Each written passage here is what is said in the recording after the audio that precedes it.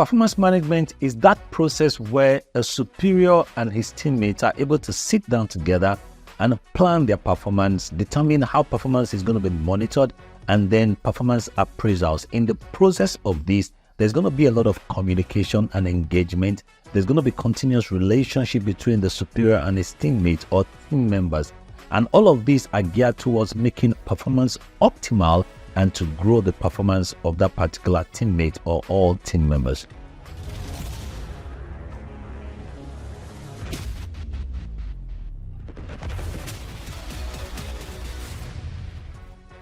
Now, you know that when these two people begin to work together, or the superior and the group, there's going to be a lot of engagement, and that's where emotional intelligence becomes very, very important. I'm going to be exposing to you how to empower your performance management system with emotional intelligence skills and competencies. In every stage of performance management process, emotional intelligence skills are necessary to ensure that that phase is optimally managed and to eventually result in the growth of the performance of that employee. So let us look at the 3 important stages of performance management and then blending emotional intelligence skills into those 3 stages so that people will be able to manage them very well, which would lead to increase in employee engagement, increase in employee performance, and of course, the achievement of the overall organizational strategic goal. The very first stage in ensuring performance management system works between a superior and his follower would be performance planning. During performance planning, the expectations of the follower must be scripted and it must be agreed. And the major challenge in performance planning is the identification or recognition of the performance capacity of the employee. A lot of performance management systems fail, not because performance planning was not done, but because performance capacity of the team member, of the employee, was not taken into consideration. And this is majorly because of the lack of self-awareness. In emotional intelligence, the first competency for an emotionally intelligent person is self-awareness. And self-awareness is required in performance management in order to set performance expectations. An emotionally intelligent employee is such an employee that is self-aware, and that is the person who understands their strength, their weaknesses, and their overall capacity. So in performance planning stage, an employee can agree to performance expectations that are beyond their capacity, and that is because they lack self-awareness. So you need to build your people with emotional intelligence such that they can understand their own self. Know your strength with a particular performance expectation, know your weaknesses, and have the capacity to discuss those expectations before you sign off on a performance plan so that you don't shortchange yourself even from the beginning.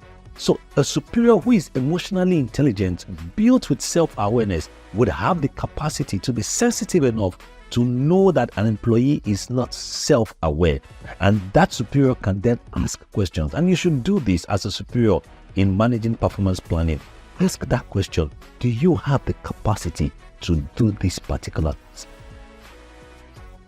Do you have the strength? What are your weaknesses in trying to achieve this task?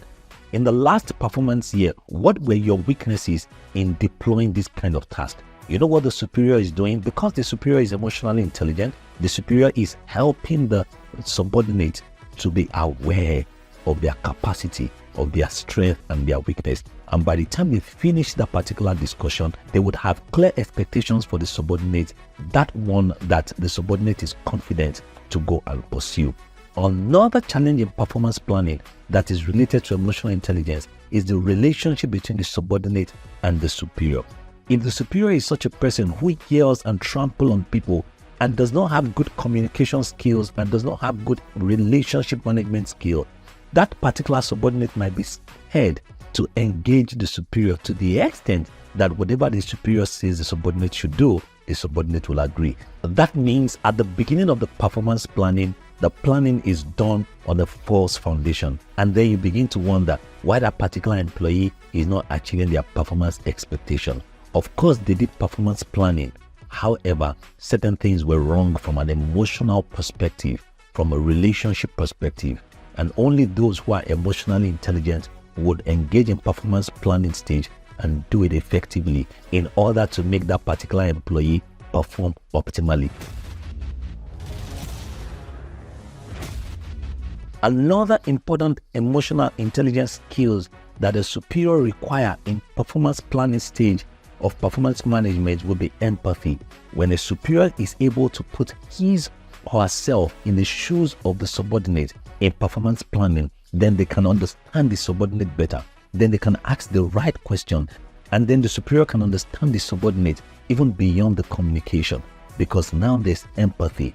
Collaboration is also another important emotional intelligence skills that is required at the stage of performance planning, because when two people are able to work together and collaborate, then they will be able to plan performance. Imagine a subordinate sitting in a room with a superior and they are working together as a team in the process of performance planning.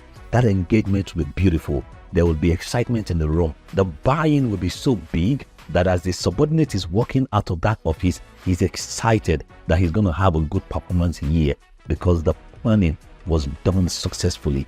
This is how emotional intelligence can empower performance planning and make your performance management system a superior and a robust one.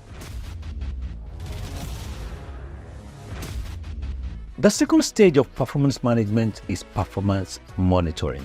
And this is the stage where there's continuous engagement and feedback communication between the superior and the employee about what is going on, and to ensure that corrective actions are quickly brought to bear if there are mistakes, and also to ensure that everything that has been planned during the performance planning stage is being deployed as expected.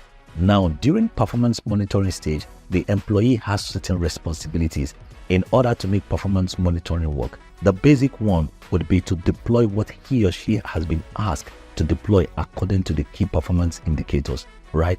If the subordinate has been asked to submit 3 documents a day, then the subordinate is able to submit it. If the subordinate has been asked to carry out 5 particular tasks in a day, he is able to deploy it. Now, somebody who can consistently do such needs some emotional intelligence skills, and one of them will be intrinsic motivation. Why? Because there will be so many things around the environment that can demotivate that employee, but an emotionally intelligent employee who's got motivation from within rather than from without, who is able to focus rather than being distracted, who is able to manage the time well and push away every time wasters, are those employees that will be able to engage as expected and provide what is expected to the superior. Now, the superior also has certain responsibilities which would require, for example, ensuring that he monitors according to what is planned. So, for example, ensure that he or she has received the mail that they're supposed to receive. And if observation is part of the monitoring stage, at the time when he or she is supposed to observe, the person is able to pick himself up from whatever they're doing, no matter how interesting it is, and go into the factory and relate with the subordinate and go into the floor and then monitor and observe. Now, when there's constant monitoring and observation according to what was planned, then the subordinate will realize that my boss would come all the time to monitor at social time, and that would motivate the particular staff to do what is meant to be done. Now, at the stage of monitoring, you can realize that emotional intelligence skills are also required, and the very first one would be communication. A superior with emotional intelligence would be able to communicate in such a way that the feedback system is empowering the subordinate rather than disempowering them. And I'll give you examples. When a superior realizes that what has been done is not what is required of the subordinate, what does he say? What does she say? The words that come out of the mouth of the superior will determine whether that staff is going to be motivated or demotivated, whether that staff is going to understand what the superior is saying. So, for example, if a mistake has been done, what does the superior say? Does the superior say, look at you, you've made a mistake again. I know you're not going to do it well. I know you're just good for nothing. Or would the superior say, I realize that we've made a mistake. We? Yes, we, because there are 2 of them in this discussion. I realize that we've made a mistake. That particular report you sent is the wrong one. And so come, let's talk about it, because we cannot push this report to the customer. What has happened here is that monitoring that ought to be done has been done, and communication is effective enough. Now, when that staff comes to the office and they begin to talk, then the emotional intelligence skills of the superior then engages the staff in a way that they can discuss well and they can find what was wrong. So for example, can you look at that document and tell me what you probably would have missed?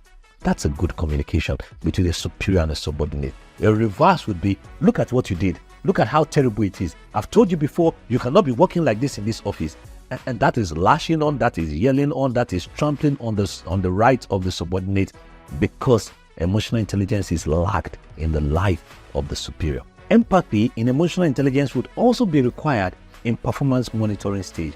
A superior with emotional intelligence leading 5, 6, 10 people, 20, 200 people will know how to relate with different people in the team using empathy. The way you relate with employee A is different from the way you relate with employee B, is different from the way you relate with employee C, even though you're relating with all of them about the same scope of work, because you understand employee A. Now, that is social awareness in emotional intelligence. Social awareness is the skill of understanding the other person. There are so many people in your department, but you can understand them differently and understand which communication style is good for all of them. Now you are also building relationship, and that would help the performance monitoring, such that the gap between performance planning and performance evaluation, there's a lot of good engagement and relationship and feedback happening there. You don't say to an employee, that is a very bad job. You say to the employee, that job could have been better. The employee is not seeing a bad job, he's seeing that there's room for improvement.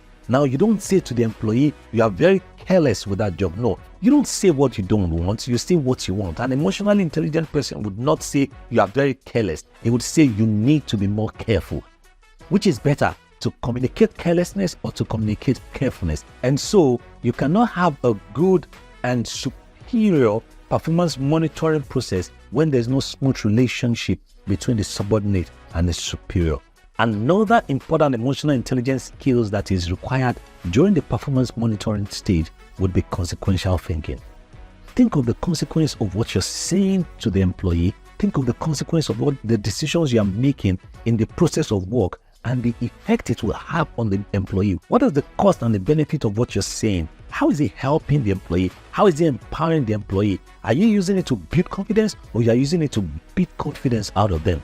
Consequential thinking is think of the cost and the benefits of what you're doing, how you are engaging, how you're communicating, and the feedback you're giving to employee in order to identify whether you should or you should not. Of course, if there's going to be a cost to it such that it is totally negative for the employee, then you shouldn't communicate that way. There should be a lot of benefit in how you communicate with it. So an emotionally intelligent person with consequential thinking skills would be able to engage better and empower performance monitoring stage in performance management system. And so relationship building is important, empathy is important, teamwork is important, and all of these are skills in emotional intelligence.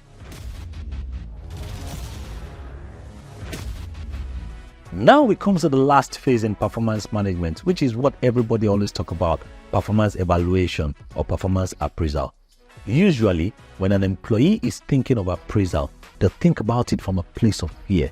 In fact, a lot of superiors use performance appraisal as a way to manipulate their subordinates. Have you heard anything like, it's an appraisal issue? It means that what you're talking about now, you will meet me during appraisal. Now that is sprinkling fear into the environment because you've got the power to appraise the other person. Now that's a lack of emotional intelligence. You cannot work with your subordinates and sprinkle fear everywhere because you're a leader and because you're going to be the one to appraise the person. That is a terrible performance management system. Even though performance management has been established by the organization, you can see that the relationship between the subordinate and the superior, lacking emotional intelligence, will bring about a very terrible result. At the phase of performance appraisal, the emotional intelligence of the leader becomes extremely important. The first thing is that the leader must be sensitive, and that requires a lot of social awareness. When the subordinate is coming in for a performance appraisal meeting, you must be sensitive enough to understand that a lot of employees naturally dread that kind of communication. Usually they should not. The reason why they do is because of the antecedents. If you have a smooth relationship with your subordinate and they're coming in for a performance appraisal session, then they will not be scared. They would know that because my superior is emotionally intelligent, they would have good conversation and they would leave that place with feedbacks that would help them to grow their performance. So as a leader, are you socially aware enough? Do you know the strength and the weakness of that subordinate? Do you know the communication style that helps them to grow and the one that beats their confidence out of them? You're going to choose the communication style that helps them to grow. So when they come in, the first thing you need to do is to make them comfortable. In making them comfortable, you say, "Hi, how are you doing? Welcome. Glad to have you in this performance appraisal session." The reverse would be, "You're welcome. Please sit down. You know, I've been telling you about performance appraisal all this while." Now that is threat. That is tampering on people. That person is not going to be comfortable enough to have a good discussion with you. And that appraisal is just you talking. It's not the engagement that is required. And this is one of the most important parts of the performance management system. An emotionally intelligent leader would make the subordinate to be comfortable in that meeting. And don't forget that that appraisal can determine their organizational growth. It will determine their promotion. It will determine what they will earn next. It will get into their file. So that time, the employee has a tendency to be tense.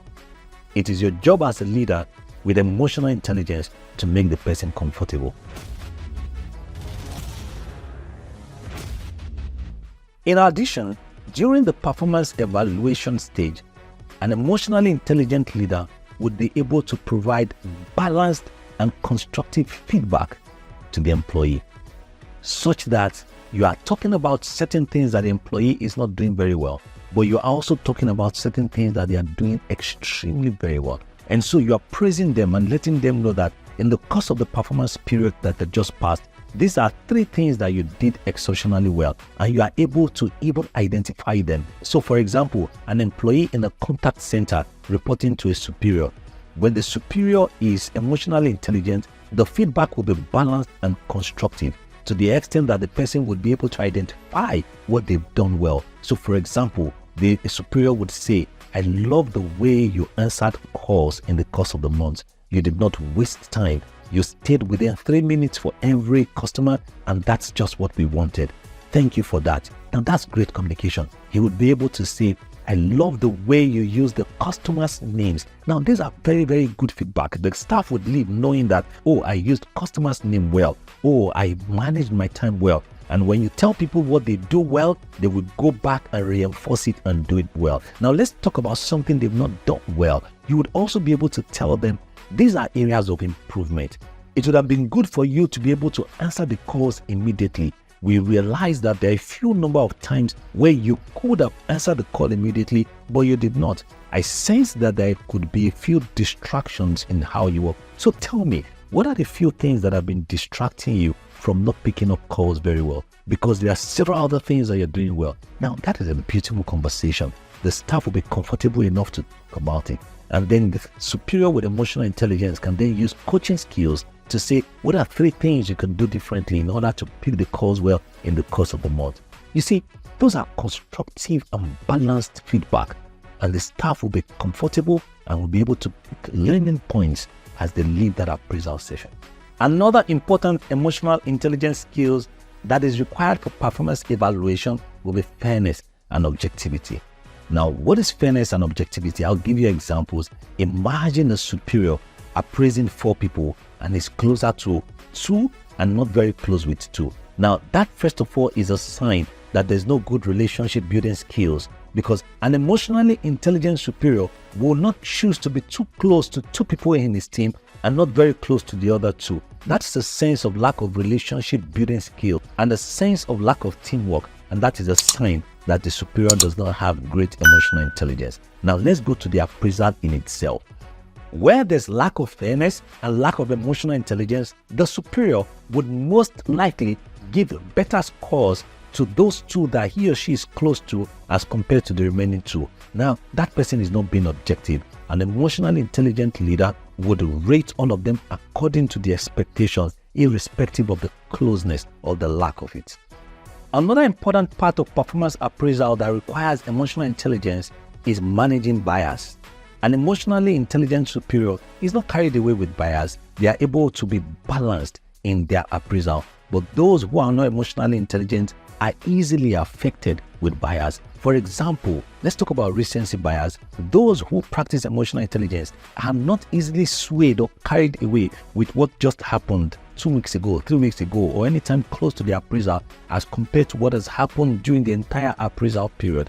They are able to create balance in looking at what the employee has done, and they use it in objectively measuring the employee.